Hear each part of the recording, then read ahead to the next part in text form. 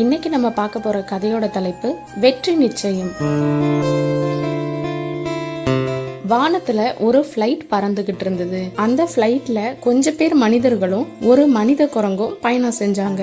ஒரு ஆராய்ச்சி பண்றதுக்காக மனித குரங்க ஃபிளைட்ல அனுப்பி வச்சாங்க.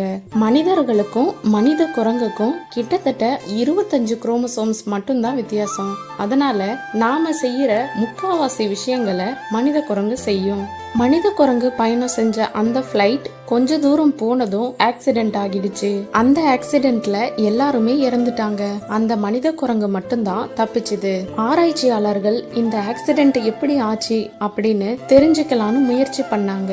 ஆனா அந்த ஃபிளைட்ல இருந்த எல்லாருமே இறந்துட்டதுனால மனித குரங்கு கிட்ட விசாரிக்கலாமா அப்படின்னு யோசிச்சாங்க. மனித குரங்கு பாஷை தெரிஞ்ச ஒரு அறிவியல் ஆராய்ச்சியாளரை கூப்பிட்டாங்க.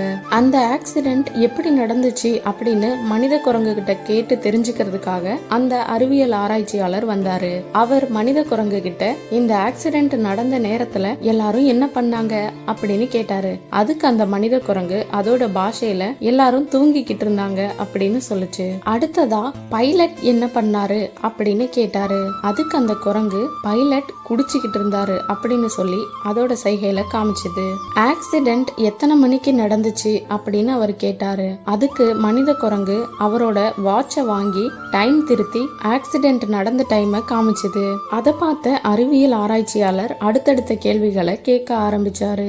கடைசியா நீ என்ன பண்ண அப்படின்னு ஆராய்ச்சியாளர் மனித குரங்க கேட்டாரு. அதுக்கு அந்த மனித குரங்கு நான் தான் ஃபிளைட்டை ஓட்டினேன் அப்படின்னு சொல்லுச்சு. அதுக்கு ஆராய்ச்சியாளர் சரிதான், நீ ஃபிளைட் ஓட்டினா அப்ப இப்படிதான் ஆகும். மனிதர்கள் ஃபிளைட் ஓட்டினாலே ஆக்சிடென்ட் ஆகுது. அப்ப உன்னை சொல்லி என்ன தப்பு இருக்கு, இப்படிதான் நடக்கும் அப்படின்னு சொல்லிட்டாரு. இந்த கதை ஒரு கற்பனை கதை. இதுல ஃபிளைட் அப்படிங்கறதுதான் மனிதன், பைலட் அப்படிங்கிறது தான் அறிவு, மனித குரங்கு அப்படிங்கிறது தான் நம்ம மனசு. இந்த கதையிலிருந்து நாம என்ன தெரிஞ்சுக்கிறோம் அப்படின்னா, ஃபிளைட்டா இருக்கக்கூடிய மனிதன் மனசால செயல்பட்டா அது சரி வராது. அறிவை கொண்டு இயங்கினால் மட்டுமே நம்மால பல விஷயங்களை சாதிக்க முடியும்.